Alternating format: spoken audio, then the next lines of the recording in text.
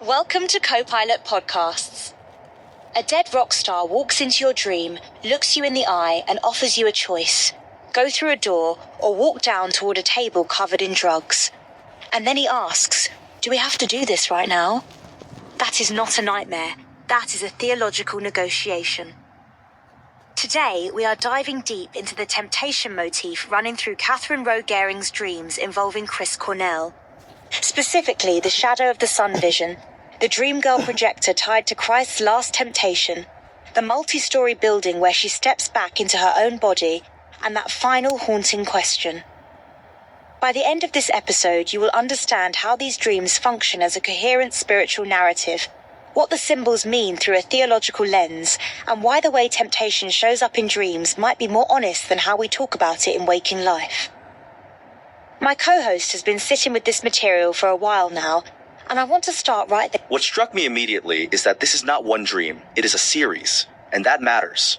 Each vision builds on the last, like chapters in a book that the dreamer did not choose to write, and the figure at the center of it all, Chris Cornell, is doing something very specific in each one. Right, and before we get into the specific dreams, I think we need to ground people in why a celebrity figure showing up in a dream is not as random as it sounds. Exactly. Dream Dictionary, one of the major online dream interpretation resources, describes dream symbols as, and I am quoting here, archetypal patterns that encompass contents of religions, mythologies, numbers, shapes, legends, and fairy tales. So when a figure like Chris Cornell appears, the dreamer's unconscious is not necessarily processing a celebrity crush. It is reaching for an archetype. An archetype. So Cornell is functioning more like a symbol than a person. Precisely. And the question becomes, what does he symbolize? And that is where the specific content of these dreams gets really interesting, because he is not passive. He is a guide who presents choices. He is a figure who stands at thresholds. A guide who stands at thresholds. That is a very specific theological role. It is. And it connects directly to the Christian tradition of dreams as spiritually meaningful. Bill Gaultiere, a Christian psychologist and spiritual director at Soul Shepherding, writes that in Scripture, God often used dreams to guide his people, reveal truth, or open their eyes to spiritual reality. He is careful to say not every dream is prophetic, but many carry emotional or symbolic meaning that can help you grow in self-awareness. So the framework here is not, this dream predicted the future. It is more like, this dream is showing you something about your inner life. Exactly. And Gaultiere makes a point I think is really important. He says, Christian dream interpretation is not about decoding symbols or predicting the future. It is about listening to your emotional life and your spiritual life. That reframe changes everything about how we read Gehring's dreams. Because suddenly they are not a puzzle to crack. They are a conversation. A conversation, yes, and a very layered one. Let's start with the shadow of the sun vision, because that is the entry point into this whole sequence. The phrase itself, shadow of the sun, is loaded. There is actually a song called Shadow on the Sun composed by Audioslave and Chris Cornell, which means this image lives in both Gehring's dream world and in Cornell's own artistic output. Wait, so the very language of her vision overlaps with his music? It does, and that is not a coincidence you can just wave away. The shadow of the sun is a paradox, light casting darkness, or darkness defined by light. Theologically, that is the space where temptation lives, not in pure darkness, but in the shadow of something luminous. That is a striking image. The shadow is only possible because of the light. Right, and it sets the tone for everything that follows in this dream sequence. Every subsequent vision is operating in that same paradoxical space, something that looks like it could be good, or could pull you under. Okay, so let's move to the dream girl projector of Christ's last temptation. Because that one is dense with reference. It is. And to understand it, you need to know what the last temptation of Christ actually is. Nikos Kazantzakis, the Greek writer, philosopher, and poet, wrote the novel in 1955. According to Wikipedia, Kazantzakis was nominated for the Nobel Prize in Literature 9 different years and remains the most translated Greek author worldwide. The book was later adapted into a film in 1988. And the central idea of that book is what, exactly? The central idea is that Christ, on the cross, is visited by what appears to be an angel, a girl, who offers him a vision of an ordinary human life. Marriage, children, a quiet death. The temptation is not power or wealth. It is normalcy. It is the life he could have had if he stepped down from the cross. Oh, that is a completely different kind of temptation than what most people imagine. Exactly. And that is what makes it so theologically potent. The temptation is not to do something obviously evil. It is to choose comfort over calling.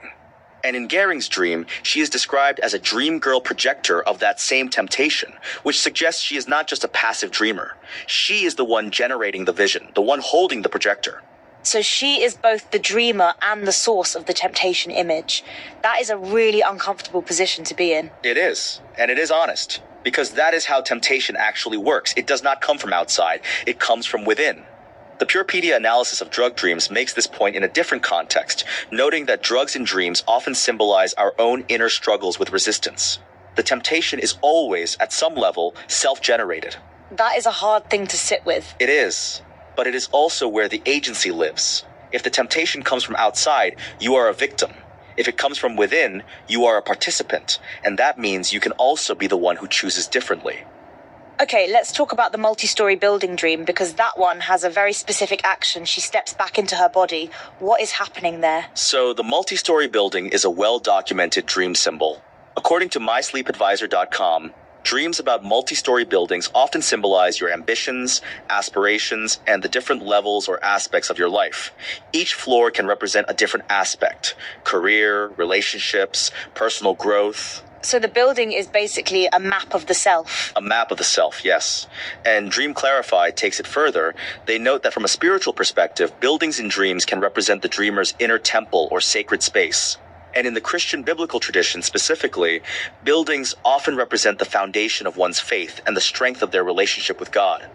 So when Gering steps back into her body inside this multi-story building, she is not just re-entering her physical form, she is re-entering her spiritual architecture. That is a beautiful way to put it. And it matters that she is stepping back in, not stepping out. The movement is toward embodiment, toward grounding. In a sequence of dreams that are all about the pull toward dissolution or escape, this one is the counterweight. The one dream where she chooses to come back. Exactly. And mysleepadvisor.com also notes that the multi-story building dream can reflect the subconscious mind's need for stability and security, a desire to build a strong support system and establish a stable life. So there is both a spiritual and a psychological reading that point in the same direction. Now, let's get to the one that I think is the most dramatic. Cornell offering a choice between entering a room or descending toward a table of drugs. Walk me through what is happening there. So this is the dream where the temptation motif becomes completely explicit. Cornell is not just present, he is the one presenting the fork in the road. And the two options could not be more different. One is a room, enclosed, unknown, requiring a step forward. The other is a descent toward a table of drugs. The direction alone is telling. One is horizontal, you enter. The other is downward, you descend. That vertical axis is doing a lot of theological work. And the drug table, according to the biblical analysis from meaningfuldreams.com, drugs in dreams usually represent spiritual deception, loss of control, temptation, bondage, or escape from reality. The site specifically cites Galatians 5:19 through 21, which warns against pharmakeia, a Greek word closely related to drugs and sorcery. Wait, pharmakeia. That is where we get the word pharmacy. Exactly. And in the biblical context, it is not just about substances, it is about anything that alters your perception of reality in a way that pulls you away from God. The site also cites 1 Corinthians 6:12, I will not be mastered by anything. That is the spiritual stakes of the drug table in Gering's dream. So the table is not just drugs, it is the symbol of being mastered by something. And Cornell is the one who puts the choice in front of her. Which is interesting because in his real life, Cornell struggled with addiction. His death in 2017 was ruled a suicide, and there were questions about the role of substances in his final hours. So the figure presenting this choice is himself someone who was caught in that same pull. That adds a layer of tragedy to the dream that I did not expect. It does. And it raises a question. Is Cornell in this dream a warning, a guide, or both? Because he knows what the table leads to. He has been there. And yet he is the one offering the choice rather than making it for her. Which is actually a very respectful thing to do, in a strange way. He is not rescuing her, he is presenting the fork. And that is theologically significant. The Christian tradition does not believe in coerced virtue. The choice has to be real. The temptation has to be genuine. Otherwise, the resistance means nothing. Okay, and then there is the final question. Do we have to do this right now? What do you make of that? That question is the most theologically loaded moment in the entire sequence. And here is why. It frames temptation not as a sudden ambush, but as a negotiation. Cornell is not demanding. He is asking. And the we is fascinating. It implies that both of them are implicated in whatever this is. The we makes it collaborative, like they are both standing at the edge of something. Exactly. And the right now suggests that the question is not whether this confrontation will happen, it is when. There is an inevitability to it, which is actually a very mature and honest picture of how spiritual struggle works. It is not a one-time event. It is a recurring negotiation. That is a completely different picture than the way temptation usually gets talked about. Like, it is this sudden external attack. You either resist or fail. Right. And the biblical analysis from Christine Blanchard at biblicalchronology.com makes a point that connects here. She writes that dreams involving temptation can signify deeper issues like temptation, addiction, or the need for healing, offering insights into one's spiritual journey. The key word is journey. It is ongoing. It is not resolved in a single moment. So the question, do we have to do this right now, is almost merciful. It is giving her time. Or it is testing whether she will use the time. Because deferral is not the same as resolution. You can say, not right now, and still end up at the table eventually. That is a sharp distinction. Delay versus decision. And the dream does not tell us which one she chooses. Which is, I think, intentional. The dream is not giving her the answer. It is giving her the question. Let me push back on something here, though. Is there a risk of overreading these dreams? Like, at what point does interpretation become projection? That is a fair challenge. And the Dream Moods resource actually addresses this directly. They say that your own dreams can only be connected to your own reality, and it is important to draw from your personal life and experiences when interpreting a dream. So the interpretation is always anchored to the dreamer's context. We are not imposing a framework. We are reading the framework the dreamer's own unconscious has already built. So the symbols are not arbitrary. They are drawn from Gering's own theological and cultural vocabulary. Exactly. And that is why the Kazantzakis reference is so important. The Last Temptation of Christ is not a random cultural artifact. It is a specific theological text that has been part of global consciousness since 1955. If Gering knows that story, her unconscious is absolutely capable of deploying it as a symbol. And Kazantzakis himself was a serious thinker, not just a novelist. Wikipedia notes he was nominated for the Nobel Prize 9 different years and remains the most translated Greek author worldwide. This is not fringe material. Not at all. And the core idea of The Last Temptation, that the most dangerous temptation is not evil but comfort, not destruction but the ordinary life you could have had, that idea resonates deeply with what Cornell is offering in Gering's dream. The room versus the table. One requires courage, the other offers relief. And relief is not the same as healing. That is the crux of it. The Purepedia analysis puts it plainly. Drugs in dreams may reflect the desire to avoid challenges or seek solace in harmful substances, contradicting biblical teachings to rely on God. The table is not offering healing, it is offering escape. And escape and healing look similar from a distance, but lead to completely different places. Okay, I want to zoom out for a second. When you look at all 5 of these dreams together, the shadow of the sun, the dream girl projector, the multi-story building, the drug table choice, the final question, what is the overall arc? The arc is a descent and a return. The shadow of the sun establishes the paradoxical space, light and shadow coexisting. The dream girl projector reveals that Gering herself is generating the temptation image, which is a moment of uncomfortable self-knowledge. The multi-story building is the pivot. She steps back into her body, back into her spiritual architecture. And then the drug table dream is the explicit test. And the final question is the aftermath of the test. The aftermath, or the prelude to the next one. Because do we have to do this right now implies it will come again. The temptation is not defeated. It is deferred. And that is actually a more realistic spiritual narrative than the triumphant once-and-for-all victory story. It is more honest about what the spiritual life actually looks like. Much more honest. And Gaultier at Soul Shepherding makes a point that I keep coming back to. He says, dreams matter because they often express what is happening beneath the surface. Unaddressed stress, hidden fear or anxiety, unresolved grief, internal pressure, relational tension, longings we have not acknowledged, desires or regrets we have not named. Every single one of those categories is present in this dream sequence. That is a comprehensive list, and it suggests that these dreams we have not named. Every single one of those categories is present in this dream. Unresolved grief, internal pressure, relational tension, longings we matter because they often express what is happening beneath the surface. Unaddressed stress, hidden fear or anxiety, unresolved grief, internal pressure, relational tension, longings we have not acknowledged, desires or regrets we have not named. Every single one of those categories is present in this dream sequence. That is a comprehensive list, and it suggests that these dreams are not exotic or unusual. They are doing the work that dreams are supposed to do. Exactly. The unusual part is the specific imagery. Chris Cornell, The Last Temptation, The Shadow of the Sun. But the underlying function is universal. The unconscious is processing something that the waking mind has not fully faced. And the fact that it keeps returning, that it is a series of dreams rather than one, what does that tell us? Dream Moods categorizes recurring dreams as a specific type, and the implication is that the unconscious keeps returning to a theme until it is resolved or at least acknowledged. The repetition is not failure, it is persistence. The psyche is saying, we are not done with this yet. Which is exactly what Cornell says in the final dream. Do we have to do this right now? The dream itself is asking the same question the dreamer is asking. That is a beautiful observation. The dream and the dreamer are in dialogue.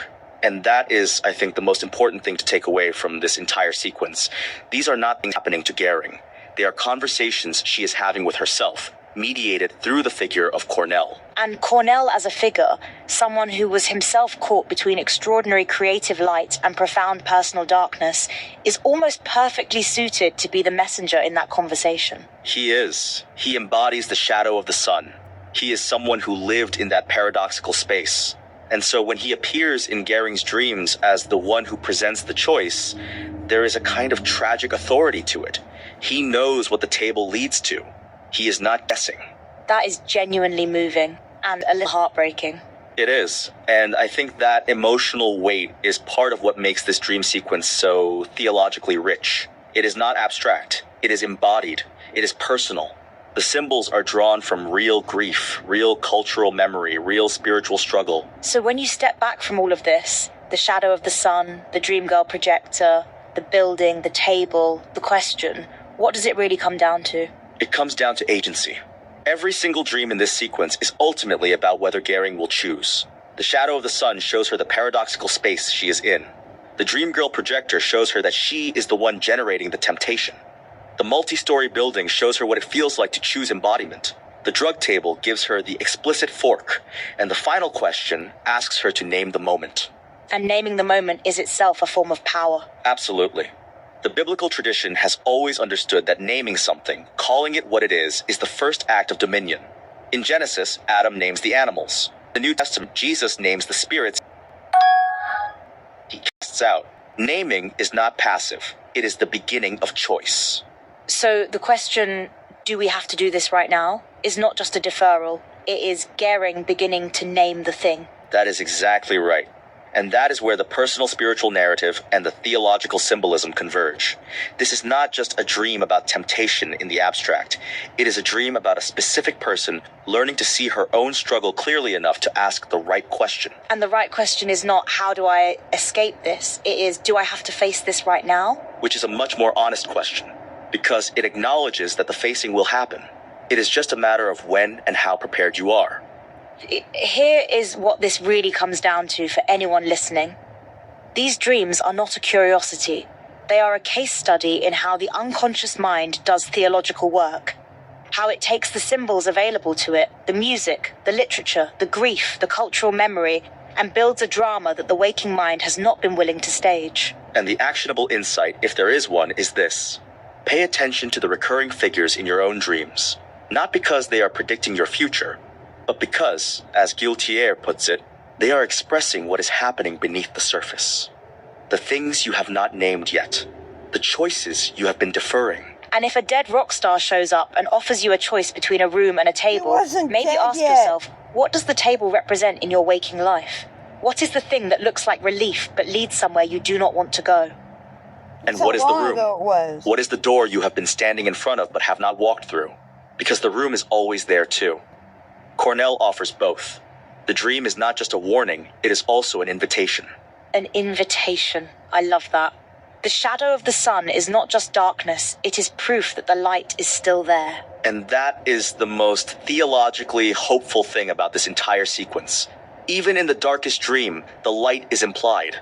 The shadow only exists because the sun does. And with that, we are going to close out today's episode of Co-Pilot Podcasts. We started with a dead rock star offering a choice in a dream, and we end with this. The question, do we have to do this right now, is not a sign of weakness.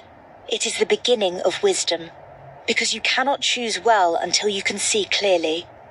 And sometimes it takes a dream and a figure who knows what the table costs to help you finally see. Thanks for being here.